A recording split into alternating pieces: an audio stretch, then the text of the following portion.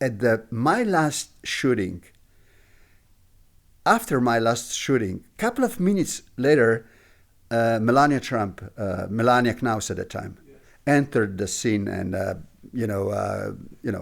it is a little bit strange for a politician that his role model would not be a politician. Okay, still Mandela would be number one, but Steve Jobs would be, in my judgment, the most inspiring personality for me. What the fuck he's saying? I mean, it's not politically correct to say the Croatian bodyguard, ask me, please do not tell this story to anyone, because it's so absurd, that twice in a month we would be, fucked up. So this is so important. Was important, will be important. In moment of crisis, it comes maybe to one or two persons. And if that person is lady, which is attractive lady, suddenly there is a relation which is not just relation between assistant and the president or prime minister, is the relation between man and woman. Hello and welcome to the second episode of the Politically Active Podcast. My name is Salko and I'll be your host for this episode. And today we're having a conversation with Borut Pahor.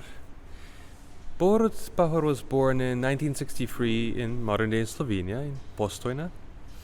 He became the Speaker of the Parliament, Slovenian Parliament, in the year 2000, finished that in 2004, and then was a member of the European Parliament from 2004 to 2008, then became Prime Minister of Slovenia from 2008 till 2012, and then finally, to top it all off, he became President of Slovenia from 2012, re-elected in 2017, and finishing his term in 2022.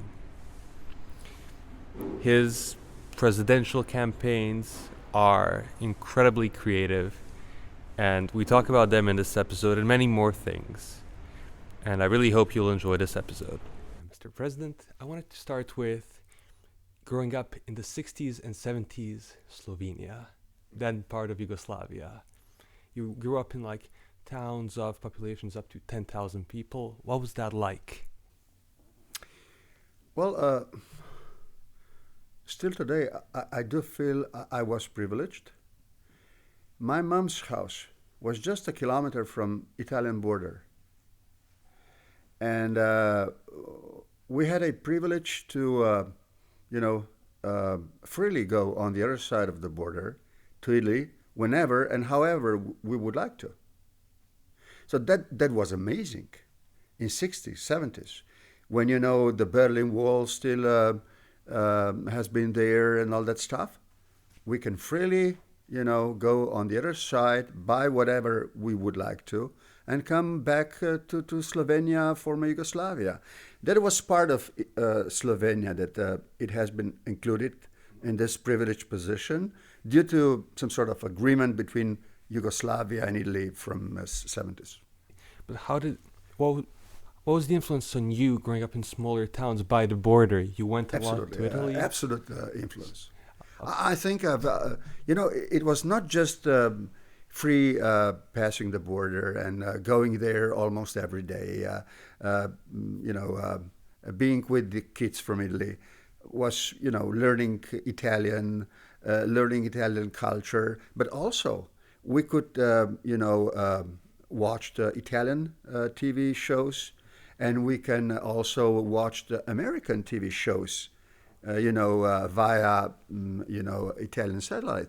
So basically, it was some sort of free zone of Eastern Bloc that existed there. Yes. Well, the whole Yugoslavia has been in a way quite different from other countries of Eastern and Central and Eastern socialist countries.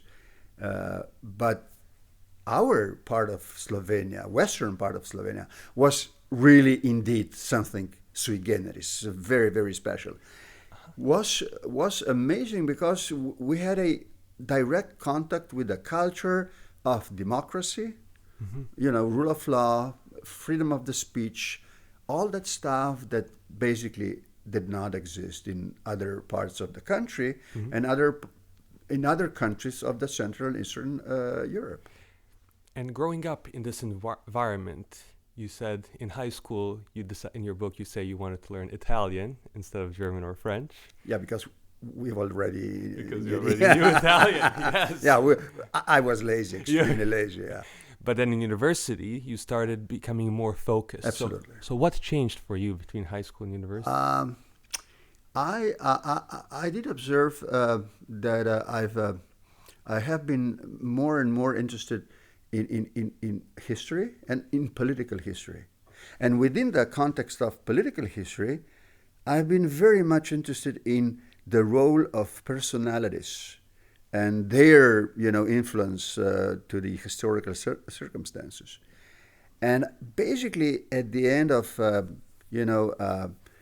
middle school or high school, whatever, I already knew that I would like to go for a university to study political science. So, and I was completely focused on the, on my study. Okay, due to, I had to work to earn money. Okay, and once again, I work in Venice as a tourist guide. Okay. Not so bad. Not so bad. Not so bad. That was on weekends, on weekends.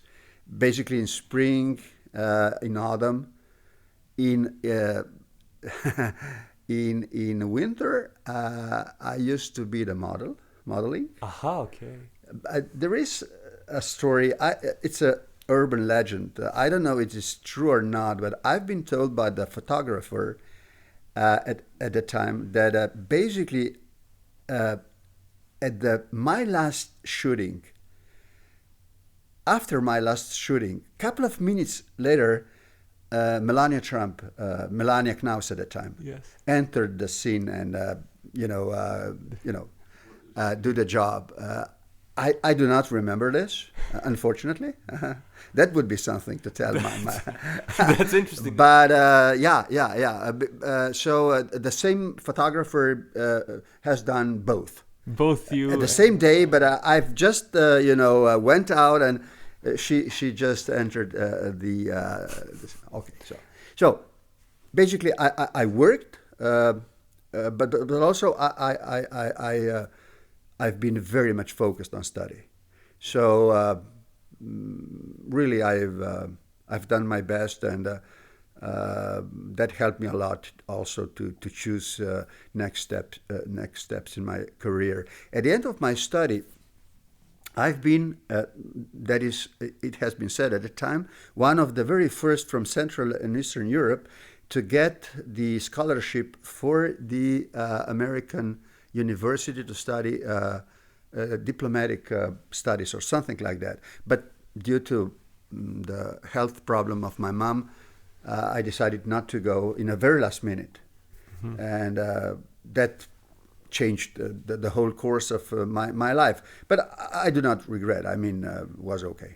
What made you decide to, that was a big deal in the 80s to get that? Oh my gosh. Yes. I've already done all exams, and I've been so, excited. Never been before to United States. The U.S. at the time was, some sort of, pillar of the future, pillar of the dreams. So I was sorry, but let me tell you the truth. I mean, I would regret if I would go to the United States and, my mom would have problems and could possibly, so I didn't want to take the risk. My mom has done so much for me. Mm-hmm. Since my father died when I was 9, so my mother, has taken care about me. So I didn't want to do nothing to harm her, and I stayed back home. And I went a different way, but yes, your question is legit one. would be a different path to go, and maybe, just maybe, today would be maybe in America somewhere, not here in Ljubljana. But I'm happy being here. As former president, it's not so bad to be back in Slovenia. But let me also ask you, in your book you mention that she taught you kindness. Yes, that is true. How did she teach you she kindness? was ill all the time. Okay. So at 9, my father died, and at 11, the cancer has been, diagnosed with my mother. So, and doctors said, that the level of probability that she would survive was very low. And at that time, she called me several times to hospital, and she said, could be that you would be, just for your own, and you have to be kind with the people, because other people will take care about you. So you should be kind. Do not forget it. Always you should be kind with the people, because you will depend on other people. And that was, strong momentum in my life, because I was so afraid to stay alone, Yes, of course. And that call from my mom has been very decisive for the whole of my life. To always stay kind to people. I try to do my best, and really a couple of years later, 5-6 years later, when I started to work as a tourist guide in Venice, I had already the privilege to test how this is very, very influential instrument to contact other people. Sometimes there is just nothing else to be done than to be kind with the people. This is just enough. It's already a lot. Sometimes it's all you can do, and I think we can do that. So. My advice to the readers of the book is to try to be kind with others. Doesn't cost you a lot. Doesn't cost you a lot.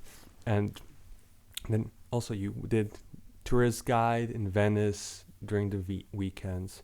And you also taught swimming lessons in your book. Right.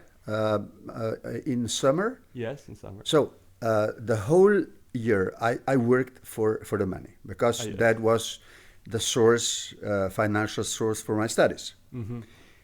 So winter, being modeling, Yes. spring and autumn, I would be a tourist guide, not always in Venice, sometimes to Russia, sometimes to Czech Republic. Yeah, you should be punished, said to me, You could not always enjoy the Venice. So as a punishment, we went to Moscow or to Prague. Well, Prague was already at that time beautiful, beautiful city. Sometimes to Greece. I think 3 or 4 times I've been to Greece as a tourist guide. That was a punishment for those who has been, stayed in Venice, because Venice was at that time, and still today, it is the highlight of tourism. So being at that time, you should have a special, some sort of exam to be the guide in a Venice. You could not just go through Venice and you would be the guide. And no, it was quite difficult to know enough about Venice. Is extremely complex issue for the tourist guide. But once you know enough, it's a privilege to take the people through this beautiful, beautiful town. Okay, now let's go back to you asked me about swimming. Yeah. Swimming. So and in summer, for 2 months and a half, I would be a teacher of I teaching kids. I'm teaching kids how to swim, and later on I become also a head of campus. So in last couple of years, I would already become a head of the whole camp. So was quite an amazing life. I mean, that was one part of my life. The second part was studying. So was okay. A lot of discipline. I should confess, enough money, which was, unique for the student at the time. The salary, my salary, monthly, was 7 times higher than my mom's. What? Yes. Yes. 7 times. It was amazing. Because it was in Italian money, was very high because the job was very important and very tough, but very, very good paid. So not very bad. Not very bad. No. I enjoyed very much. I enjoyed very much. No, of course. And are there lessons learned from learning about the history of Venice or being a tour guide? Well, a lot of history. Once again, in a different way. Yes. At that time, I recognized that you can go through a country with tourists, saying all the time about historical facts, and that would be one way to go. But the second way to go, it is even more interesting, and that is stories. Just would go through a country, through the cities, with stories about the cities, about the countries, amazing stories, inspiring stories. That would remind in people's mind much more than facts about when the church has been established and all that stuff. So and those stories that I should go through was amazing also for me and inspiring also for me. So I absolutely do not regret also the time that I should learn how, and prepared me for Moscow or for Athens or for, Prague to go there. Did these stories teach you lessons about leadership in politics later on? Not so much about the leadership. That was another, let's say so, another part of my life. My, how to say it, when I would like to do something that I would like to do, that would be reading about the personalities that have changed the world.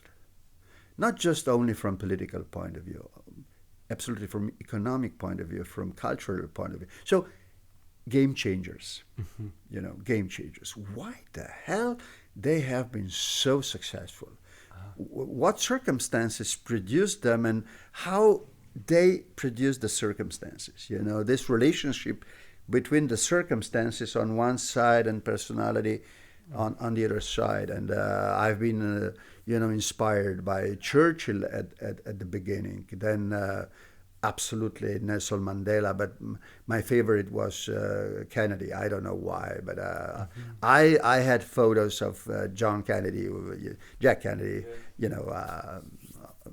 in my room, in my studying room, when you were in university. Yeah, at the university, yes. Then I've also grown up and I've seen much more others, but at the beginning those three, and then basically that is interesting. It is in my book. It is a little bit strange for a politician that his role model would not be a politician. Okay, still Mandela would be number one, but Steve Jobs would be, in my judgment, the most inspiring personality for me. I see. His life, his business, his career adventure. Steve Jobs, whenever there is something to read about him, whenever there is something to watch about him, I would go there and remain there until the film would be over or the book would be read.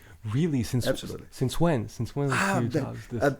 I started with the other guy from Microsoft, Bill Gates. Yes. And when reading about Bill Gates, I've never been fascinated because of him, because of the money. But because of the Microsoft and the whole story about the Microsoft. But here and there, I did read the word Steve Jobs. Who the hell is that Steve Jobs? And suddenly, I switched from Microsoft to Apple, and then Apple has become one of my favorite stories. Okay, and right yesterday, yeah, I watched the movie about Tim Cook, and how and the narrator said that maybe the best decision Steve Jobs has taken in his entire life was to pick Tim Cook as his successor. I see. Because, at the point when Steve Jobs has been, in health problem with the cancer and all this stuff, the business position of the Apple was good but not brilliant. And then he decided to go with Tim, and Tim basically, after the death of Steve Jobs, has made the most valuable company of the world. Apple. So it's amazing. As I said, whenever there is a piece of story, I would go there and I would be with the story until the very end. Oh my God! And this is also like you watched this while you were president. And inspire. But also before. What is so inspiring about Steve Jobs? There are several things. Okay, but one in particular amazing me. You know that his partner Steve Wozniak was in a way, doing all the engineering stuff and all this. So the job that basically Steve Jobs has not been so good at as Steve Wozniak. And when Steve Wozniak has made the instrument, Steve Jobs would say, well, it's good, but it's not nice. Jesus Christ. I mean, Steve Wozniak has just made a first personal computer, and then Steve Jobs say, well, it's good, but it's not nice. What the fuck? I mean, this is really amazing. And Wozniak said, well, what the fuck? I mean, it's working. Doesn't matter. We would like to make it attractive. I see. People should have an attractive thing on their table. And so Apple started to work with the very first and later on with famous Macintosh and all that stuff. Yes, I see. But this striving for aesthetic excellence. Yeah, but the details. Details, yes. But we will not now entering those technical moments, but was some kind of problem with the space, entire, computer, and really, basically, wasn't matter at all. But Steve Wozniak wanted to make it perfect, and was perfect at the end of the day. And I've been really absolutely overwhelmed with this fascination for perfection. So perfection would be the moment that fascinated me by Steve Jobs. I see. And that was important for my political career. Focusing and being perfect, not doing all, but the priority. Being concentrated. Yeah, absolutely. Focus, priorities, and the main thing you're working on should be perfect. I see. Yeah, I see. Even in details, even those which is hidden from the public should be well done. I see. Yeah. Even those that okay, but let me go back to then the beginning of your political career, your first campaign, where you weren't the favorite. You mean for the president? Not for the president, for National Assembly in the 90s. In 90. 90, yes. Basically, the roots for ideas came from Italian political culture. I see. Okay. My colleagues in the other part of Slovenia, haven't had this, opportunity to watch the political campaigns in Italy, and I had this opportunity, and I saw that it is so important to knock on the door and to say, "Hi, I'm here. I would like to be your representative," and to do whatever it takes to get the public attention and to be very clear on a couple of messages, not all messages. So a lot of stuff that has been decisive for to be elected for the very first time. For example, in 1992, I went through all my district from restaurant to restaurant, studio to studio, so wherever somebody has been, to ask him to put my picture on the wall. So if you would go through my constituency, you would see my pictures all over. At that time, that was like being on social media today. Yes. That was completely new, and that was just where there was one of the first elections. Yes.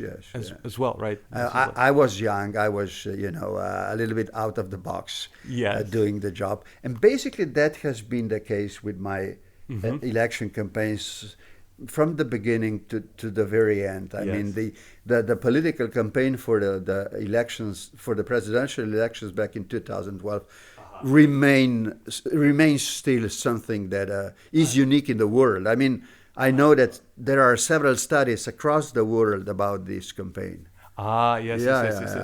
We're going to absolutely get to that and ask you because one of the things that is also a big part of the culture of your country is this physical fitness and activity, being physically active. Well, at the beginning of my political career, going to the gym was some sort of luxury.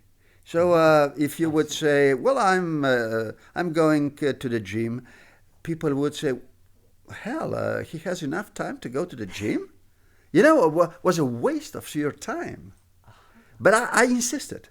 I said, "Yes, I'm going to the gym because it's important to be healthy, to good look, to have a nice, and sometimes public has been shocked by my statements, What the fuck he's saying? I mean, it's not politically correct to say I would like to be nice and good looking. I mean, and I provoked the public with such a statements, Nowadays, everybody would like to say I'm going to the gym. Nevertheless, that they are not going to the gym. So the political culture has been changed a lot in the last couple of decades. To be more physically active, but I also want to ask you.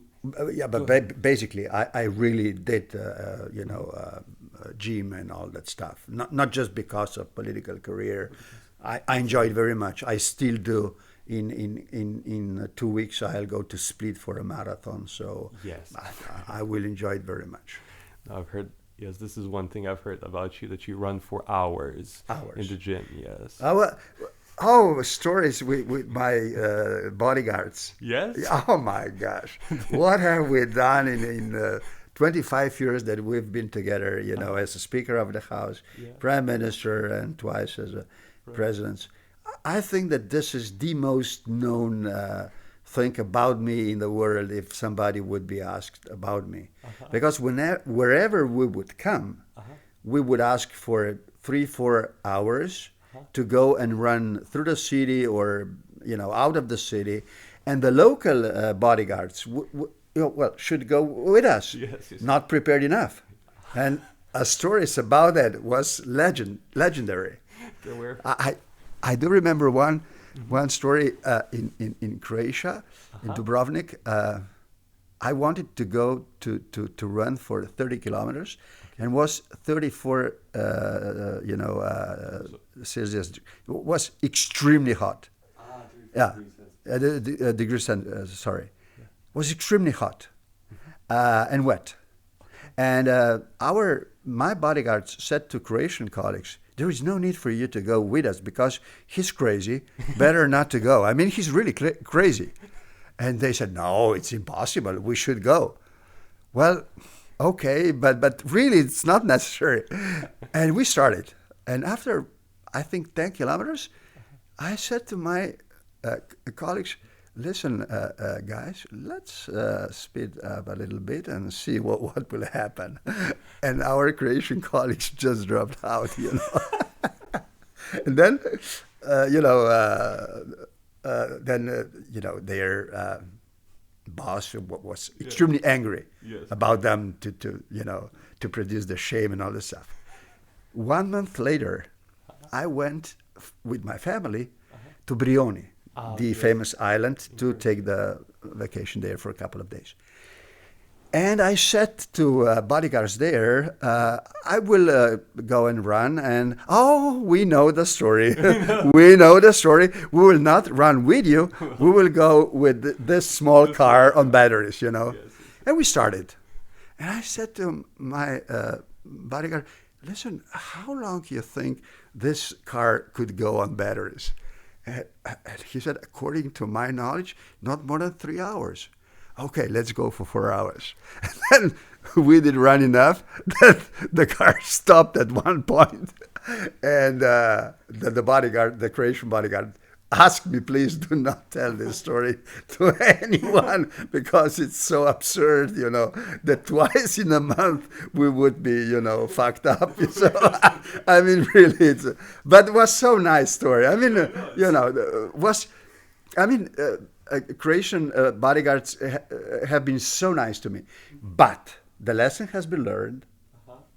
And then when I used to be the president, I had one bodyguard from Croatia. I will even not name him. He became very, very good friend of mine and much, much better than me in running. Whenever I would like to run, however, he would be there and he would be twice as better as I was. So you motivated some Croatian bodyguards to become more fit as well. Now, one in particular, came just for me and was with me, was extremely nice person. And that was not the case just in Croatia, but also in some other countries that we travel a lot. I see. So in America, in New York, for example, or in Washington, if we would be there, the special guys, not from New York state, but also from different states from U.S., would come and run with me, you know, around the Manhattan and all the stuff. Yes. Yeah, 3-4 hours. Yeah. Raining, all the stuff we've gone through. Yeah, you love I've heard this also. But it was nice. I mean, we've made a lot of friendship through the sport in politics. Yeah, yes. But I want to just get your view on, you know, you were there. You were young, politically active when Yugoslavia broke apart and Slovenia regained its independence. What did you see in this period, and what are the lessons learned from Slovenia's independence? Why was it not as destructive as it was, say, in Croatia or Bosnia? Well, several reasons. Number one, one religion in Slovenia, basically. Mm-hmm. One nation, mm-hmm. basically. Mm-hmm. A little bit more united. I see. Also politically. Okay. I think that was decisive. At the beginning of the process, there have been different views on how to solve the problems of at the beginning of 90s. But basically, in a year of a huge dialogue, we came to the conclusion that we would like to go for independence, and that should be made in accordance with the international law, and that we should go for the plebiscite. And at the plebiscite, all political parties have been in favor. That has not been the case in other parties, in other countries in former Yugoslavia. A lot more unity during this time. And and by near the end of the 90s, 97, you take over your political party. In 1997, yes. That was basically at that time very, very small and unimportant party. Mm-hmm. And I think the majority was of the opinion that basically it was dead at that time, politically dead. I see. We went for a Congress in March 1997. 3 candidates and I won in the first. My message to the Congress was, number one, we should be a little bit more liberal in economic sense. Mm-hmm. We will opt for NATO. Mm-hmm. That was before that was absolutely no go for the party. And number 3, reconciliation.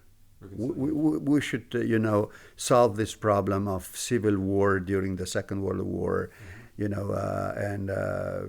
This is just too much for us. We should find a way out of this divisive issue in the country. So those three elements were the vision of the party. And at the end of my speech, I said, listen, guys, it will be difficult. It will be very, very hard. But let me promise one thing. In 10 years, we'll be forming the government. In exactly 10 years and 2 months, I've sworn in as the prime minister. It was amazing, really. He was fifth, right, at the Right. time. Not fifth. So what does it take to turn a party around as a leader? Well, I think... And this was the Social Democrats, for context. Yeah. Well, that was at the beginning basically ex-communist party with just two radical left conservative ideology which has been not fit for the future. And I just wanted to transform this former communist party to modern social democratic party. And my inspiration has came from London, from Tony Blair, from Romano Prodi, from Bill Clinton. So from the guys that have opted for liberal socialism. That was quite unique, and that offered us a possibility to form a government in 2008.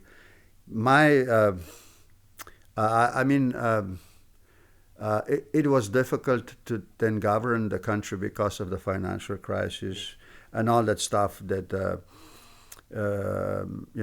has been there. But nevertheless, I'm still proud to remember me that I used to be the prime minister during a very, very difficult period of time for my country, for our people. For many countries around the world. But how did you even get there? How do you get from? You have this vision of yours, right? Yeah. Well, I always have been working with the people. You cannot do politics without involving people in the process. It is a wrong perception today that it's enough to go to the media or to use social media to be in contact with the people. It's not enough. You have to go there and talk to the people, listen the people, what they have to say to you. This is extremely important relationship. This is the base of real politics, Listen, somebody is saying, well, how it is possible that Trump would be once again elected? Listen, in 4 years, Trump, I think, has had 901, rally. Yes, I mean it's the guy has worked out his job. I mean, he has been constantly in the contact with the people. This is so important. What's important will be important. To underestimate this contact with people is just, not knowing anything about the politics. That was very important. So having the ideas, number one. So vision. Having the leadership, building this leadership, going through the decisions that at the first sight would not be popular. Like? Well, reconciliation has not been popular in my base, in my constituency. Absolutely not.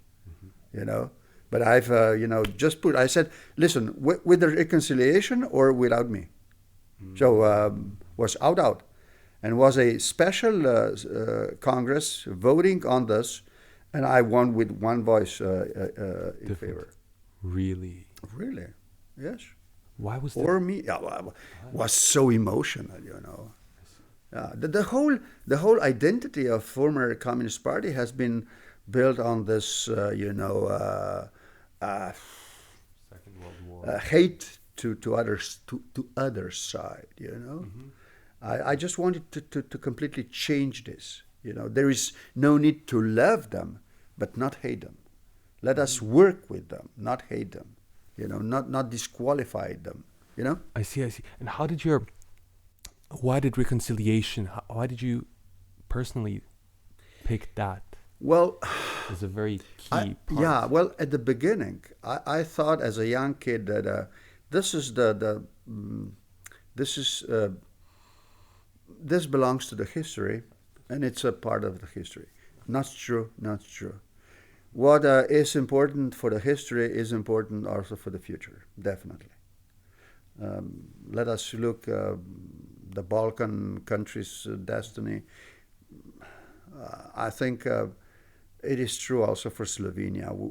But it's not just Slovenian case. Look Spain, for example, or other countries where dictatorship, Italy or Germany, reconciliation between France and Germany, which is a pillar of European Union. Yes. So reconciliation is, in a way, some sort of saying, okay, was very difficult, was extremely difficult in the past, but we should go together to the future, together. Not once one against each other, but all together. So that is the basic point of reconciliation. Not to forget, but to forgive. I see. And what was your inspiration for reconciliation at the time? This is the late 90s. Well, basically, European Union, and I'm very pro Europe.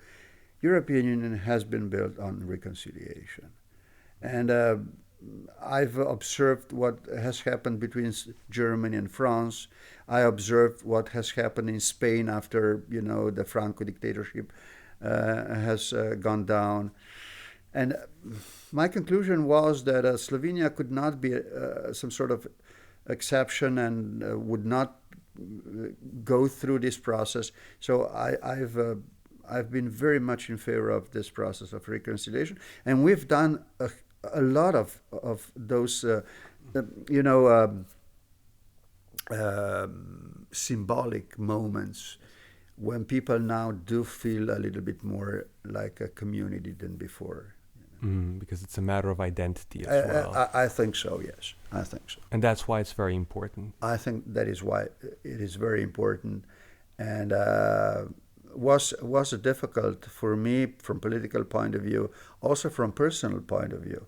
For example, my mother didn't get always why the hell I would push for the causes that are not popular and that people are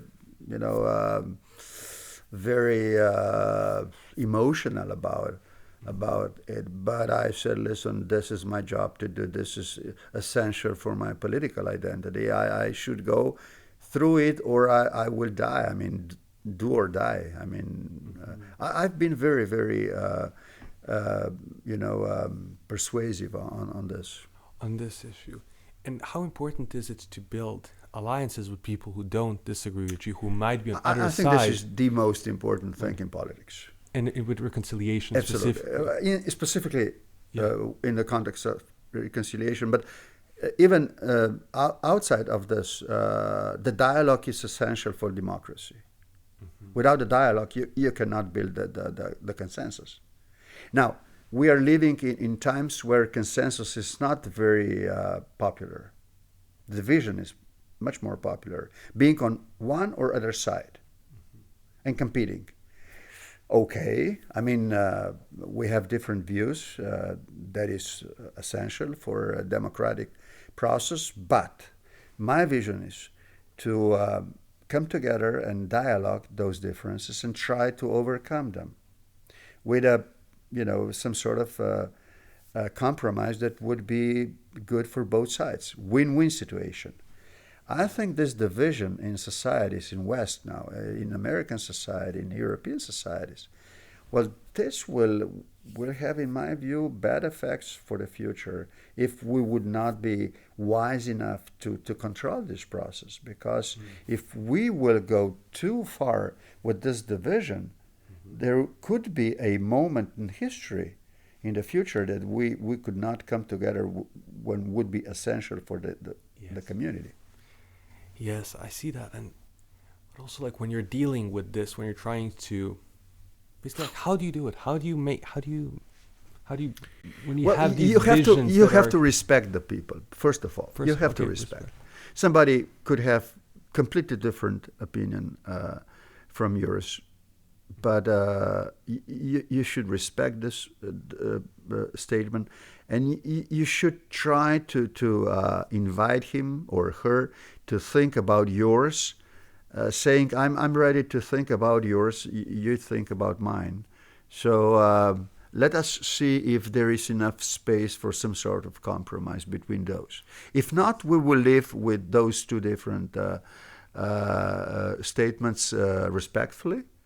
But maybe, just maybe, there is enough space for some sort of a compromise that would be, win-win for both. What I do miss at this very moment in political history now, it is the lack of confidence, the lack of dialogue, the lack of confidence that we should come together on the most important things for the societies. I understand what you mean. At the same time, when you're talking about reconciliation, you want to give credence to facts, right? Respect Absolutely. also narratives. Absolutely. And it's a very fine line, as you write. In reconciliation, the compromise is not mathematical. It's not in the middle of two truth. Should be truth. This is essential for the reconciliation. Mm-hmm. This is so difficult to understand, but this is so, And how do you, because you were dealing with something very sensitive, right? The partisans in the Second World War, and at the same time, crimes committed against... the problem was for our society and for societies in our region that, partisans who have been, led by communists, well, basically through the Second World War, but basically at the end of Second World War, Communist Party has overtaken this liberation war to a political power game for the political purposes, for a dictatorship, basically. That was historical guilt of communists in the Second World War and after the Second World War. That they used the liberation war for their political purposes. And how do you combine both the... And then on the other side was the party that was against the communists and unfortunately against the liberation war, which was completely tragic from the historical point of view. So basically that is why in Slovenia we needed 75 years to come to reconciliation, and I know how difficult it is, for example, in Bosnia or in different countries in the region, to reconcile just 30 years after the war, after Srebrenica and all that stuff there. I know, and the question I have for you is, like, you see, you're talking about like how delicate this really is, because you have people that are on one side. You have crimes that are committed, right, on both sides, and liberation. Right. Now, how do you reconcile without completely equalizing everything and saying, it's all the same? The only way to go is to say this was okay and this was not okay on both sides. On both sides. On both sides, yes. And you need somebody on the other. Yes, and let us recognize that both sides, in a way, has made some mistakes.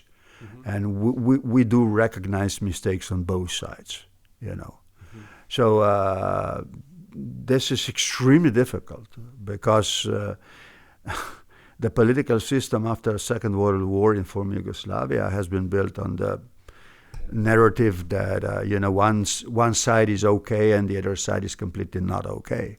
So no space for reconciliation. The reconciliation could come after the democratic transition has been there. Yes, not before. No, that's exactly the case. And also, like, in your experience dealing with reconciliation, because you said this was in '97, and you had your famous picture with Mattarella. That was way later, right? So this was 2020. 2020. Yeah, yes, July 2020. 23 years after this. Right. That was really the most important political moment for me, Yes. hand in hand with Mattarella, the Italian president, in front of two monuments, victims of communism, victims of fascism. With complete silence, nothing but just, being there, giving a respect to both. Was a moment of unbelievable emotions.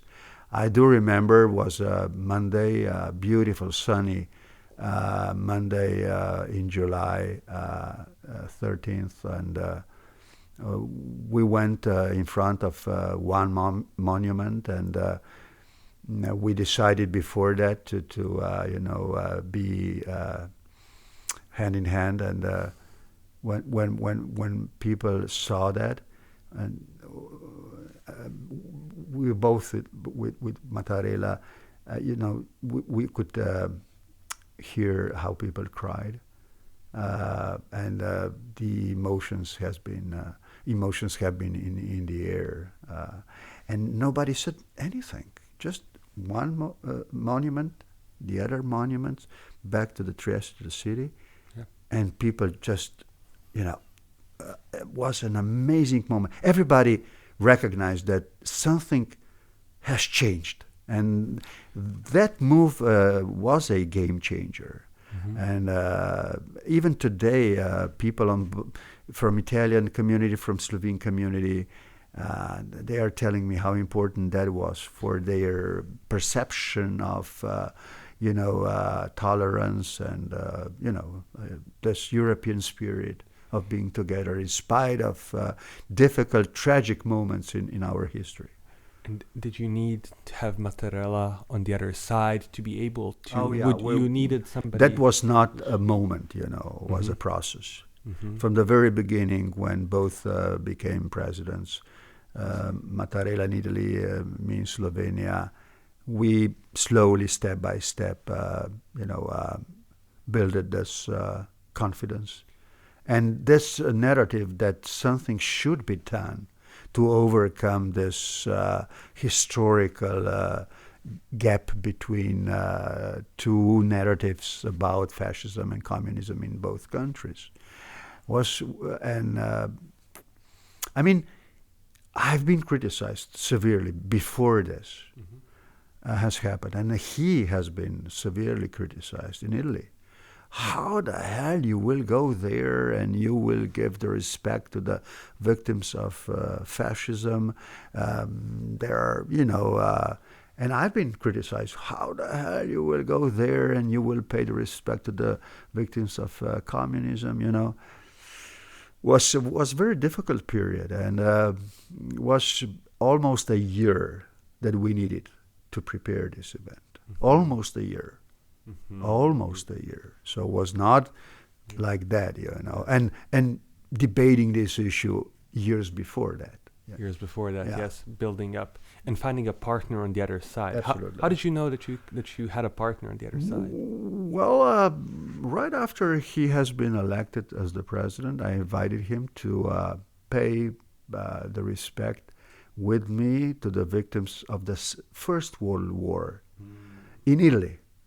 So was the very it has been for the very first time that some sort of monument has been built there for Slovenes being killed during First World War, when we were being on the Italian side of. And he decided to come, and he said, "Listen, those are victims of our two nations, and we should be together in paying respect to the victims." But the First World War has not been never ideologically charged. But when we have been going back to the restaurant to have a lunch, I said to my colleague, "Could you imagine that we would be together in front of the monuments paying respect to the victims of fascism? That would be really something." And it has become clear that Mattarella maybe, just maybe, would be interested to do so, but Also, he expected that I would pay a respect to the victims of communism on the Italian side.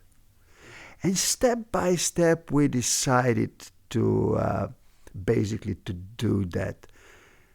In last couple of months was very difficult for both of us.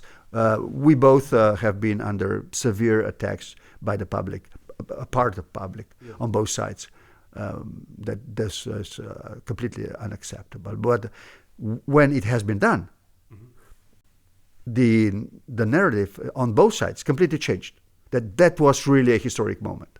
Really? So Really. It was the reason that Yeah. was the attack because I mean, of a courage politicism? in politics is very important. Okay. When you do believe that something is very important for the job you are doing and for the people you are taking care of, and that this is necessary for the future and for their benefit, I think you should do whatever it takes to get there. Nevertheless, that the same people you are working for are criticizing you that this was bad. Sometimes you are right, sometimes you are wrong. But the leadership is all about it. I mean, it's not that you are always with the people that you are leading. Sometimes you should be against the people you are leading just because you have a little bit different opinion on the issue and you do believe in your assessment of how to deal with the issue and could be different from the major opinion of the people. That's leadership, basically. How did you know that you needed courage in that this was the thing you needed to go forward with? Well, listen, it's all about feelings, not just, knowledge about the history. Knowledge is there. Basically, at the end of the day, it was about internal feeling, that this is right to do. It's basically, I said to Sergio, to President Mattarella, I said, Sergio, this is now not any more political thing. It's a moral thing. Yes. We're talking about morality here, not about politics. Yeah. We will do it because we do believe it's right to do it. Nevertheless, what will be the consequences? We will do our job, and then we will be, judged by the history and by the people. I see. That's your point. It was beautiful, beautiful event. The most beautiful moment in my political career. Wow, that's. That Monday, July 13, 2020, on those two spots, couldn't be better. I mean, I have no regrets about it. That's beautiful to hear. Now, to switch gears and go back to the first time you became prime minister, was this like, what was your vision like? This was this is back in 2008. This is actually, God. I think, a day or two after the financial crisis began. After Lehman Brothers collapsed in Wall Street. Yes, that's when you became prime minister. Yeah. So I just watched the CNN and all that stuff, and I said, Jesus Christ, what happened to you? I've observed what Obama at that time has been doing, but, he was lucky because he entered the White House a couple of months after Lehman Brothers. Mm-hmm. I basically entered the residence of Prime Minister before, at the same time of the collapse. And people in Slovenia thought, well, when Pahor came for the Prime Minister, we've got financial crisis. So it's obviously your fault. Well, it's my fault. And listen, somebody should be criticized, Yes. And for that crisis, bankers and politicians have been, criticized justly. I mean, and what was really difficult time. Not to mention that even more difficult for me has been to find out way out of the problems with Croatia. That was really even more difficult because for the problem of economy and banking system and social problems and all that stuff, I had a very good and experienced ministers. Mm-hmm. But to do with Croatia, after 18 years of incidents on the border because of unsolved border issue. That was a little bit different. Could you give the background for the border issue, mainly the maritime border, and like what the incidents were? Well, when Yugoslavia, gone apart, the border has not been definitely, decisively, millimeter for millimeter, decided between Slovenia and Croatia. Not to mention maritime border. Okay. Never been in the history. So that has been an open issue from the beginning of two independent countries. And for 18 years, incidents on one or at the other side happened. Sometimes threatened to become serious security issue. And when Croatia has started the negotiation for EU membership, the previous government, Janša's government, decided to block a little bit, not formally, but informally block the negotiation, and I've entered at the same time as Prime Minister. And I decided formally to do that, to block the negotiation. And I said, listen, guys, we should solve the issue of the border before you would continue to negotiate. And that has caused huge amount of tensions between two countries. It was also an European issue, not just And in July, that was really at the peak of the problem. And Sanader, at that time, Croatian Prime Minister, stepped down, saying, "I'm not capable to solve this issue, so I cannot lead the process of Croatia to EU. So Jadranka Kosor will get the job, and we will see." And then, because of one incident, an attempt to kill me, one Croatian guy tried to do it.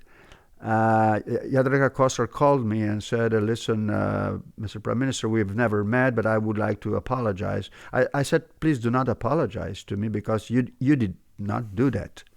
So some crazy guy from your country has done it, but not you. So please do not give me any kind of apology." And then she said, "Well, this is very wise. This is the way. How should we go on? Why we wouldn't meet?" And I said that would be a good idea. And she proposed to meet at the end of July at Castle Trakošćane in Croatia. Before we go on to talking about the meeting at the castle, you had an assassination attempt that you just glossed over. Yeah, 2 weeks before that. Yes. 2 weeks before that. That was some crazy guy from Croatia decided to solve the problem with Slovenia, killing the Prime Minister who blocked Croatia. That was the narrative. What happens to you when you hear that? No, I mean, the police has stopped him and, with 2 bombs. Yes, but psychologically, how do you feel? That was emotional also for me and my family, because, I had a kid of, at that time, 14 years, so it was not an easy moment to swallow. So. But this provoked some sort of decisiveness on both sides. I said to Prime Minister Kosor, at the first moment I came there, this meeting should be successful. We cannot go away not having some sort of solution for this problem. We went for a for eyes-only meeting, tête-à-tête meeting, a long, very productive meeting, and we came out of the room saying to diplomats on both sides, we think we've just found a solution. And I do remember the press conference after that, and we went on the podium, and huge amount of journalists and cameras and photographers. And Jadranka started and said, it's my privilege to announce to you that I have a very good feeling, and that I think this issue could be solved in short period of time, which was quite a news because 6 months before, never ever somebody would say something this promising as that was at that moment. And then I, took the mic and I said, listen, even more. I think that the issue will be solved before Christmas this year. And I still remember the complete silence of everyone there. And then one said, which year? And I said, this year will be solved. And November the 4th, we've signed the agreement in Stockholm. And the agreement was to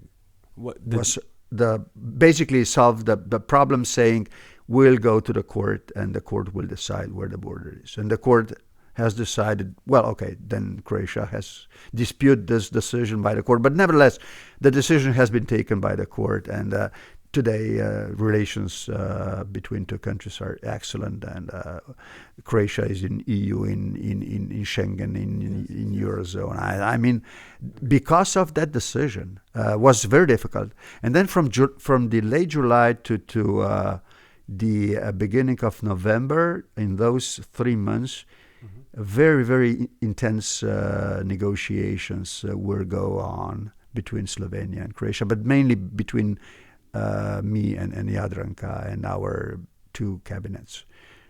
So the dialogue solved the problem. So this issue had been solved because of that, but did both of you must have faced immense political pressure? Absolutely. Especially on both sides. Once Yes. again, I said to Jadranka, and she still remembers this. She's in, I think, her book. I said, listen, if we would like to solve the problem, should not be a winner and a loser in the story. Should be two winners, or we both will be two losers. So, in this period of negotiations, sometimes we would be in advance, or Croatia would be in advance, but never ever we accept the temptation to, misuse the moment, to, beat the other side down and said, we are the winner. No. We both should come to the very end and be the winners together. And that has happened in Stockholm, Sweden, when signing the agreement. Did that require a lot of trust between you and the other? Trust was of essence. You know how, and this is also in the book of Jadranka Kosar. She explains in very detailed manner. When I entered the chosen room for tete-a-tete, I sat down and I looked in her eyes and I asked one question: do you trust me? And was a moment of silence, and she answers, do you are you worth it to be trusted? And then we started to talk. And now we are still very, very good friends. Then, near the end of your prime ministership, this is the financial crisis, you also are trying to create a bunch of reforms, the pension reform. Well, my mistake was, as a prime minister, to go with too many reforms at the same time. Not focused enough. Yeah, not focused. When I was completely focused on negotiation with Croatia and solving the problem, was a success story. And then I don't know why, but I made a huge mistake.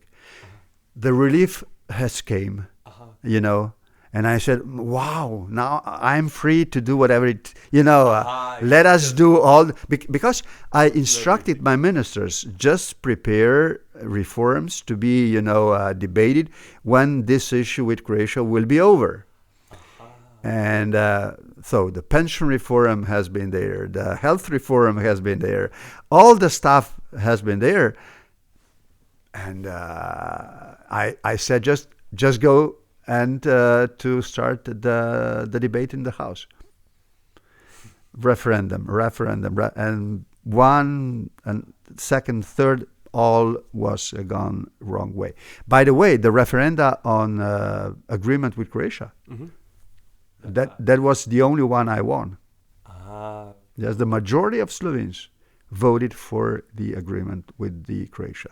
That was really very responsible decision by the Slovenians. But all other reforms, no. And then I've lost the authority of governing. And after losing 3 referendums in one day, pension reform, the labor reform, and some other, basically the decision came to step down. Yes, this was in Frank Sinatra's words. You bit off more than I could chew. Yes. But listen, I have some nice memories about being prime minister, mostly in connection with negotiation with Croatia and some other stuff.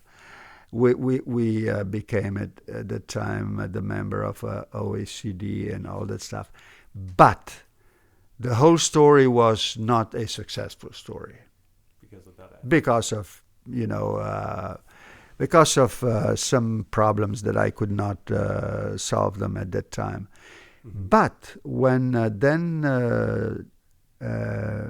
running for the office of the president and being the president, the experience being the prime minister has been of huge importance. Yes, but before that, you were even hospitalized. Yes, for a month.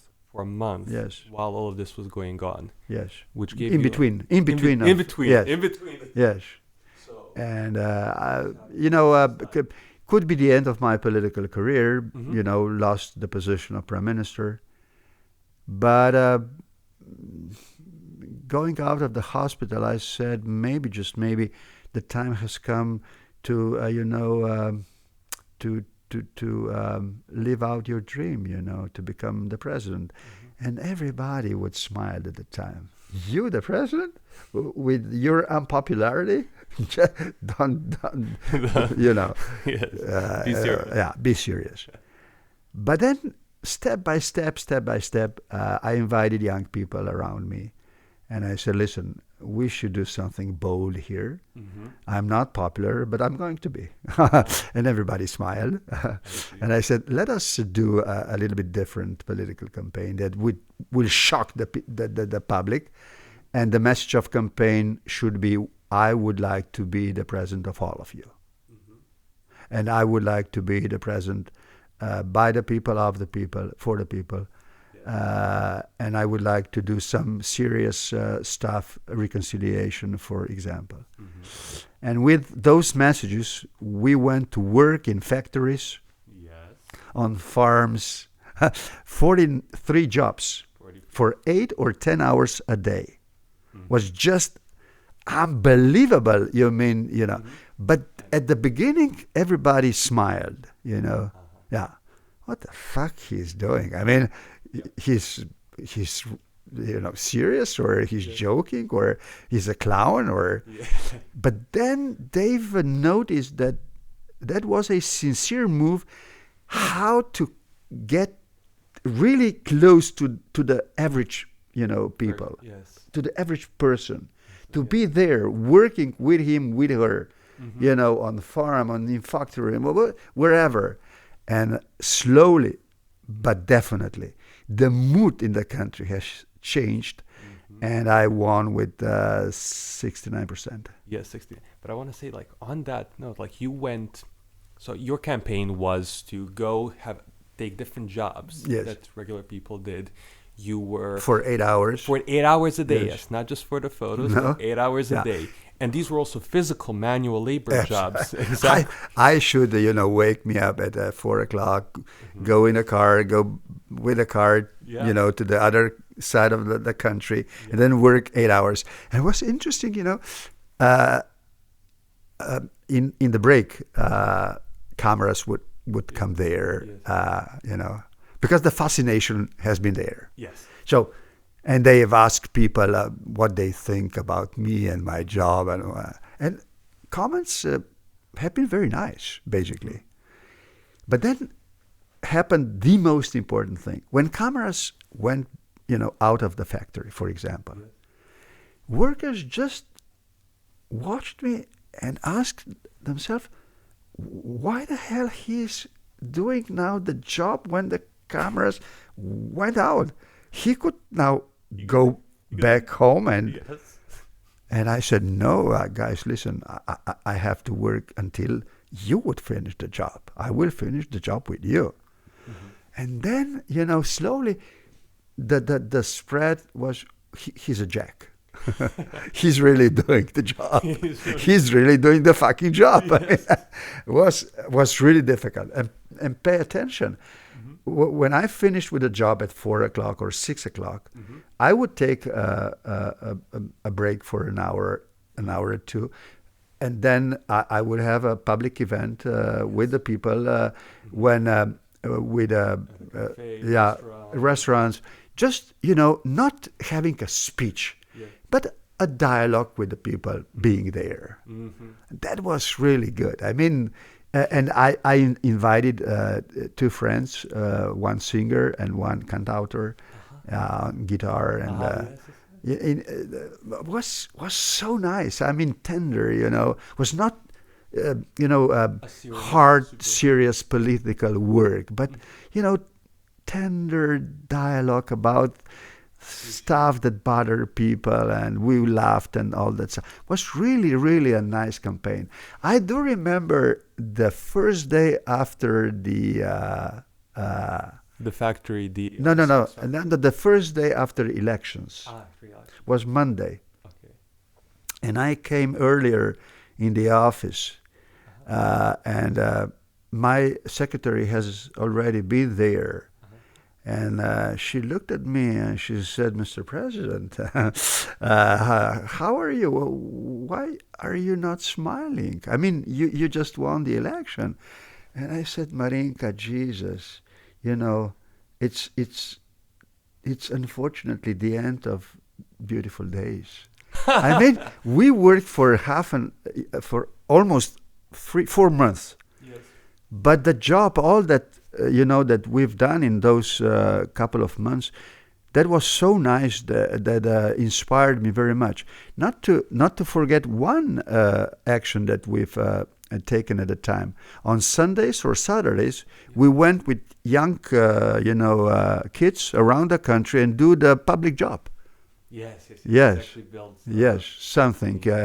And people just came and let's do the job together, and that was basically the message of my campaign. Together. Yeah, I see. That was the title. That was together. Yes. Initially, they laughed at you for doing these jobs. Absolutely. Initially. But then the competition, realized that. Jesus, this is really a game changer. So let us do whatever it takes to prevent him to do that. Yes. Do you have, the permit or all that stuff? But we've take care about it. And how did you know, when everybody laughed at you, that it was the right thing to do? Well, we didn't have Plan B. Okay. This is number that's very important. Very important. And I didn't want people to think that that was just a mistake working with them. I see. I just wanted to prove that sooner or later they will recognize how important it is to work together, and all ordinary works to do together. Because together was the message of my campaign. So, do or die. Do or die. Once again. And you also, I guess, saw... I joined. I think the main reason to continue, I enjoyed so very much. Mm-hmm. Yeah. And this is because also your physical fitness allowed you to do this. Allowed me, yes. Some politicians would have potentially liked to do this as well. But then in August... in Slovenia came one former senator, mm-hmm. and he said, I've noticed what you are doing, and I would like to say that I've tried to do that, but I didn't have enough power and physical condition to go on with the job. But I exactly know what you are doing, and you are so successful. You know, I've been in the market selling the, you know, and he said, just continue. This is an amazing campaign, and he came from Washington just to, you know, say you should continue, because this is really, somebody should, you know, win with doing this type of campaign. Yes. I see. And then you win, and one of the big things on your presidency is the Brdo Brijuni conference. Right. What led to that? Well, when we've solved the problem with Croatia, we both, Jadranka and me, decided to invite presidents and prime ministers from the countries in the region, from the Western Balkans, to come to discuss common problems, you know, together. But that was, you know, 15 years ago. Nobody talked to anybody. So, yes. You know, problems, bilateral disputes, multilateral disputes. So Tadic has sent the message, I will not be there because Taci will be there. Taci has decided to come, and then when Taci has spoken at the conference, the member of the presidency from Bosnia stepped out. Yeah. The commissioner of EU Commission has paid a visit to the conference, but when I think Taci or somebody else have spoken, also he went out of the. I mean, come on. So it was very difficult. Yes. Not that everybody would come for the very first meeting, and then I decided to try another trick, to invite somebody very important from EU to come as my guest. And Hollande decided to accept my invitation. So nobody wants to miss the opportunity to be at the meeting with Hollande, the French president. Yes. And also Boris Tadic came. I see. Yeah. So the problem has been solved. But you institutionalized this because you wanted to integrate the Yes. Western Balkans. The initiative was just to make conferences, annual conferences, maybe a couple of conferences per year, to come together and show the willingness to solve problems, to dialogue, and to seek for the compromises. And this method to invite somebody has been there for the whole period. Yeah, everybody has paid a visit to Brdo Brijuni. Even I don't know, former President Biden came to pay the visit. Not to mention Angela Merkel came to Dubrovnik. We had a meeting in Dubrovnik, the conference in Dubrovnik. Nikolic was there as a Serbian president, and Angela Merkel has been there at the lunch, sitting next to me, and said, Borut, I don't get it. I mean, why the hell those people smiling each other, to debating all those difficult stuff, why they are not repeating this method and solve the problems? Why they are, they are capable to come for a visit, for a conference like that, but for rest 364 days would be would not talk to this. And I said, listen, I'm not strong enough to do that, but you are. And the result of this was the Berlin process, her invention. So she said, okay, you will take part of this political aspect of the Brdo Brijuni process, and I will take the economic side of this. And when Berlin process started, money came into the debate, and this was very facilitating for the process. I see. And then finally your second presidency came, and you did a new campaign, right? Yeah, well, I said Luca at that time has been already a student and helped me a lot, and I said, listen, I once again invited young colleagues to join me for pizza and to debate how to do the second campaign, and I said, listen, being the president, I could not now do, some sort of anti-establishment, campaign out of the box, but should be something special. This is 2017. Yeah, and then Lucas said, listen, do you remember your first campaign when you walked through your, constituency and knock on every door? I said, yeah, but, this was a small constituency. Well, even Slovenia is not so, big. So you will walk through Slovenia and knock on every fucking door. I said, listen, are you fucking crazy? I mean, come on, Well, he said, basically, we know you cannot physically knock on every door, but the message will be there. You will walk and walk and walk and knock and knock and knock. And that was the case.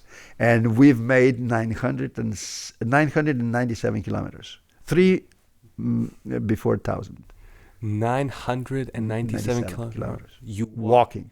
Yeah. As president, with your security detail. Right. Was very... Logistically also difficult. We started already in August, that we could finish before the end of November. Was extremely difficult, because when I finished walking, I should sit in the car and go for, national debate on television or radio or newspaper. So was I was exhausted. Really? Yeah, physically. Even with your physical fitness of running marathons. Yeah, but because it was not just a joy, it was also a, some sort of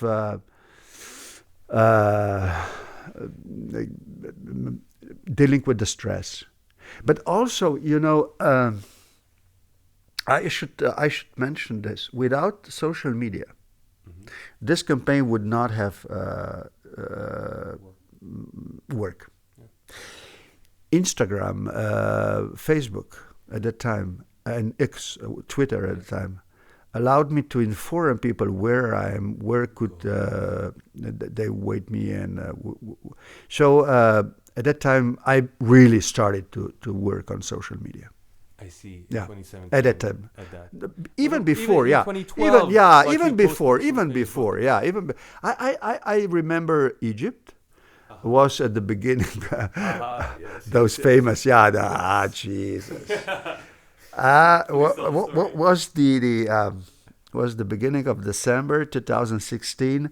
Was a year before the year of election, re-election, and we paid a official visit to Egypt, and we really had an excellent meeting with the President Al-Sisi. And at the private dinner with my staff, I asked my PR colleague, I said, listen, has been any news back in Slovenia about my visit to Egypt? And she said, unfortunately not. And I said, even public TV has not make any news whatsoever? And she said, unfortunately, Mr. President, not.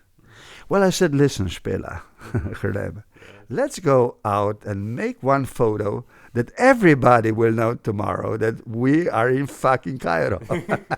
And then we made those, couple of photos that changed the history. Yes, the photo where you look like a model. Yeah. Leaning on yes, and Yes, which became a meme. Yes. And then even today, even today, there are fans just because of that photo. And you also won that election. Yeah. Well, because of social media. Because of social media. That and I this think. idea of walking. I think, idea of walking, but without social media, the idea of walking wouldn't be a successful one, because the country is just too large even. People wouldn't know where I am, what I'm doing. So social media allowed me to inform people. And people, so they recognized he's really doing the best of, to get to us. Yes. Yes. So, and I think one another moment has made was a game changer. I've been the very first president to invite people to visit presidential palace every holiday. I would be with a family, in my office, and for the whole day, the door would be open, and 30,000 people walked through the presidential palace and give me the hand. 30,000, yes, 30,000 people. That was amazing. And when somebody walks in the presidential palace, walks into the office of the president, shakes hand with the president, well, I think he or she would vote for you. I think it's a high probability that you would get their vote. That is a very high probability indeed. And finally, I want to ask you about, dealing with politics and your privacy, your private life as well. How did you manage the two, and what are the lessons that somebody else who's now potentially going into politics or is in politics can learn from managing that side? Well, because you had a son that was also becoming a teenager while you were prime minister, president. It was so difficult for him when I used to be the prime minister. Was really a very difficult time for him and for Tanya. Both of them have been, criticized on the street, in the school. The story. So yes, of course. Was much better than I used to be the president. As prime minister, I used to be the unpopular. As the president, I used to be popular. So completely different position for Luca and for Tanya afterwards. But you ask a very important question about the private life of politician and how to deal with it, with this issue. When I had a very first press conference after my book came to the market, Luca has been there also, and the commercial, most popular commercial television asked him, Luca, what in your view was the biggest, achievement of your father? And he said he maintained a family. Wow. That was an answer of 21-year-old guy, Yeah.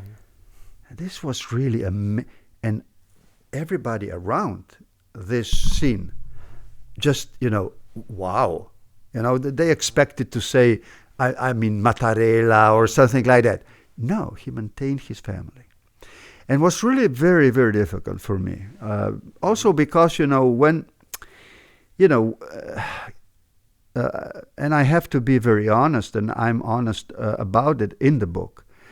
When you are a politician, you have, in a way, beautiful, but in a way, very hard life.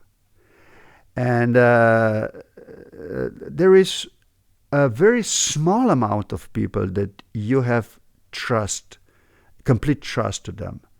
Basically, in moment of crisis, it comes maybe to one or two persons. Yes. And if that person is lady, which is attractive lady, suddenly there is a relation which is not just relation between assistant and the president or prime minister, is the relation between man and woman. And with a high level of confidence, there is a high level of probability that something will happen. Yes. And this is a challenge for the family. So you should know that this is just a part of a job, and she has to know that this is the part of the job. That is not the privilege of private life. It's an obligation of public life. It's an obligation. But obligation not for her. I mean, it's from both sides. It's It's I wouldn't like to make that, that I.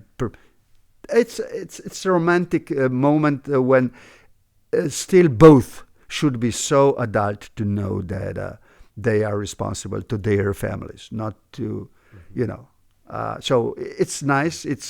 It is, a way out of frustration and depression and all that stuff. But it's there just for that purpose, nothing else.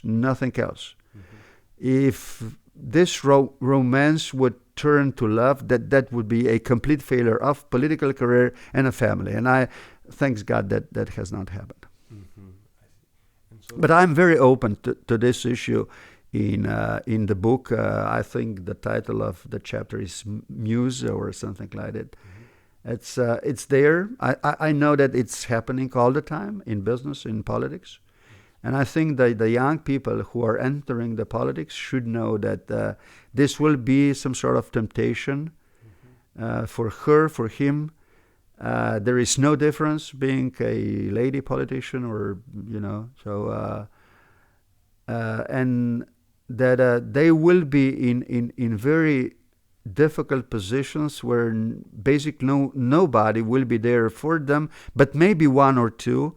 And if there is a romantic relation, then they should be very, very careful that stays as romantic and not a love affair. I see. Okay. That is, thank you. Thank you very much. And do you have any final advice for somebody who wants to become a young person, maybe like Luca? Be honest. Pay attention not to do anything that you would regret from this moral point of view. You will make mistakes in politics. You will make mistakes in decisions. That is one kind of a problem. The complete different kind of a problem is if you are making immoral things with immoral consequences. There is absolutely no need to do that. Yeah. Pay attention to this. Be disciplined and enjoy the life. And you should enjoy the difficult political or business life, but you should enjoy it. I've never met one businessman or business lady or politician that would not enjoy his or her life and being successful. That sounds a great way to end. Okay. Thank you, sir. Thank you so much.